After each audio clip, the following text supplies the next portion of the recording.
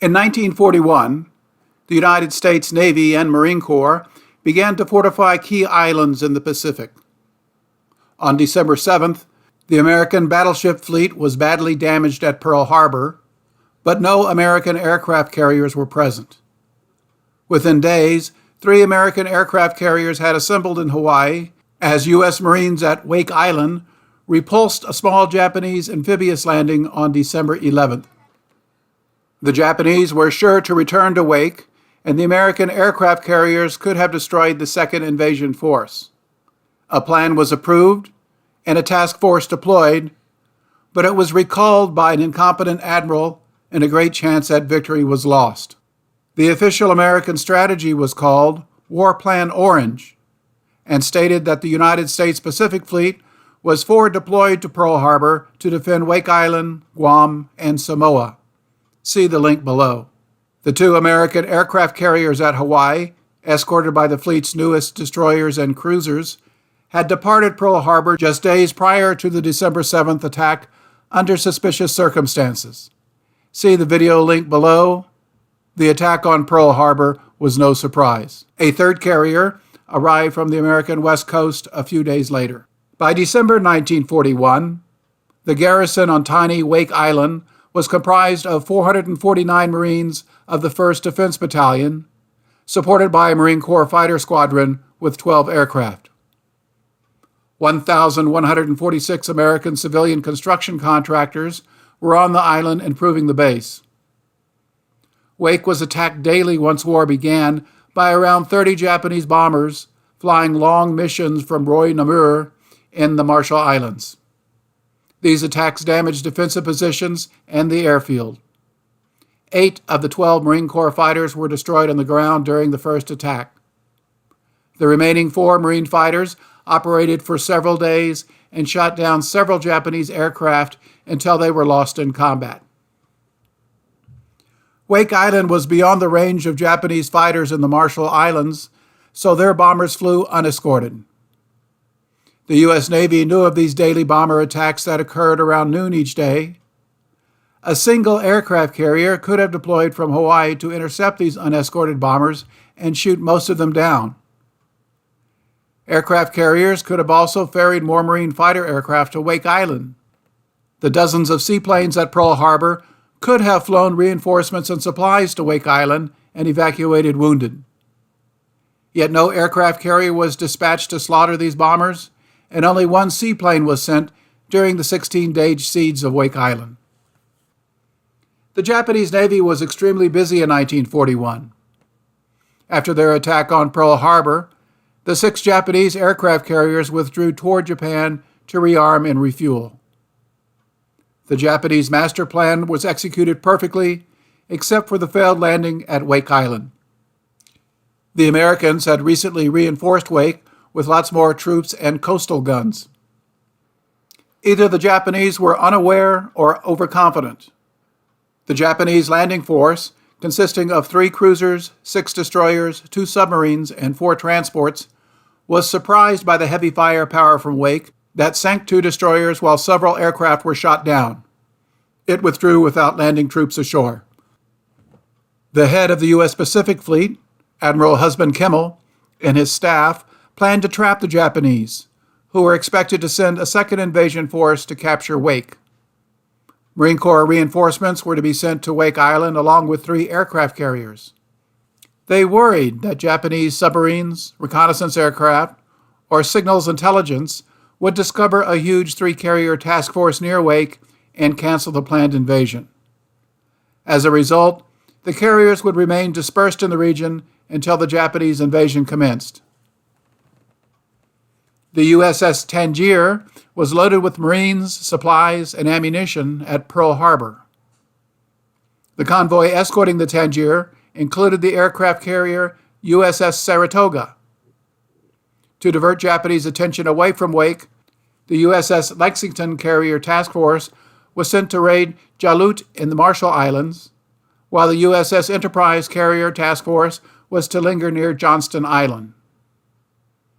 The Saratoga had a Marine fighter squadron aboard to fly to the Wake airfield, while the Tangier anchored offshore to offload reinforcements, ammunition, provisions, and equipment. The Tangier was then to embark 650 civilians and all of the wounded men and return to Pearl Harbor, while the 3 aircraft carriers lingered to spring the trap. Admiral Kimmel's staff estimated that the Tangier could accomplish this in 3 days, and the plan was approved by the Chief of Naval Operations in Washington, D.C., Admiral Harold Stark. 3 days after the relief expedition departed Pearl Harbor, Admiral Kimmel was sacked by President Roosevelt, who blamed him for the Pearl Harbor disaster. Vice Admiral William Pye took command of the Pacific Fleet, pending the arrival of Admiral Chester Nimitz from Washington. The USS Saratoga group was delayed for days by refueling problems and was 500 miles from Wake Island when a Japanese force arrived to make a second landing attempt on December 23rd. Admiral Pye learned that 2 Japanese carriers were part of this force, the Soryu and Hiryu. This made Kimmel's plan riskier, but the Americans had 3 carriers in the region and the option of utilizing the airfield at Wake. The Tangier transport could have remained out of range while the American carriers converged to smash the ships supporting the amphibious attack. Admiral Pye worried that the 2 Japanese carriers might engage and sink the Saratoga before her 2 supporting carriers arrived. However, there is no evidence the Japanese had detected the approaching Saratoga because they began the landing. The Saratoga could have made a surprise attack on the landing force off Wake, causing considerable damage and withdrawal to await the arrival of her 2 supporting carriers. Admiral Pye received a message from Admiral Stark in Washington that deemed Wake a liability and authorized him to, quote, evacuate Wake with appropriate demolition. However, Admiral Stark in Washington didn't know the Japanese had begun a second landing attempt, and Wake could not be evacuated. Admiral Pye was not ordered to abandon the Marines at Wake Island, yet he chose to do so despite strong objections by his officers. The American fleet was in an advantageous position because the 2 Japanese aircraft carriers were committed to protecting troop transports and providing air support for the landing force at Wake. They couldn't fight aircraft carriers and support the landing. Nevertheless, a worried Admiral Pye at Pearl Harbor surprised everyone when he ordered the 3 carrier task forces to abandon their missions and return to Pearl Harbor, without even flying the Marine fighters to Wake. Admiral Frank Fletcher, commander of the Saratoga Task Force, whose aircraft were ready to launch, threw his hat to the deck in disgust, and several of his officers pleaded with him to disobey orders. Sailors wept openly in shock and dismay at the thought of leaving so many of their comrades behind to the enemy. Marine generals and most admirals in Hawaii were furious. Had the 3 American aircraft carriers attacked, the outcome is up for debate, but the second Japanese landing would have certainly failed. We know this for certain because it almost failed without the intervention of American carriers. The Japanese landed 1,500 troops to capture Wake that were roughly the same size as the U.S. Marines supported by civilian contractors who were dug into defensive positions with heavy infantry weaponry. The Americans put up a good fight against a force supported by air attacks from Japanese aircraft carriers and naval gunfire. They fought ferociously throughout the morning and into the next afternoon until the battle stalemated. When he learned the Wake Relief Force had returned to Hawaii, the commander of the Wake Island Defense Force ordered the Marines to surrender. Most Marines objected because the Japanese were pinned down and had not taken the island. However, fighting was pointless after Admiral Pye withdrew support, and the Japanese would eventually land more troops. Of the 524 Marine defenders of Wake Island, only 53 were killed and 37 wounded. Of the 1,146 American civilians who helped defend the island, just 70 were killed and 20 wounded. 1,490 Americans surrendered on Wake Island, not because they were defeated in battle or suffered heavy casualties, but because they were abandoned with no hope. There is no doubt that the arrival of American carrier aircraft would have spelled disaster for the Japanese landing force that would have been destroyed along with several Japanese ships offshore.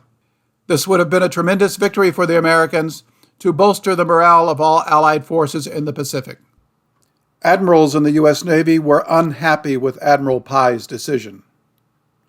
After the incoming commander of the Pacific Fleet, Admiral Chester Nimitz, arrived at Pearl Harbor, he transferred Pye stateside, where he remained throughout the war. Had Admiral Kimmel remained in command, the Second Battle of Wake Island might have become one of the U.S. Navy's greatest victories. The tale of the forsaken defenders of Wake Island is ignored in official history, which only records the brave defense by U.S. Marines as depicted in a movie.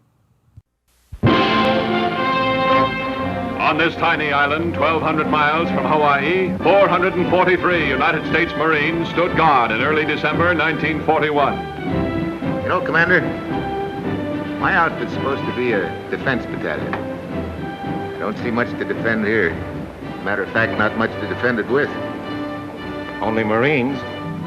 Laboring beside the Marines, fighting against time to complete vitally needed fortifications, was a larger group of civilian workers. Got a piece of paper?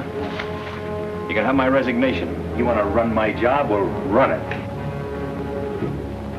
I'm afraid at the moment that won't be quite practical for either one of us, Mr. McCloskey. Why not? The Japs have just bombed Pearl Harbor. On December 7th, they struck. By the thousands, from land, from the sea, and from the sky, they battered at the tiny garrison. Those 443 Marines stood off everything the enemy could throw against them.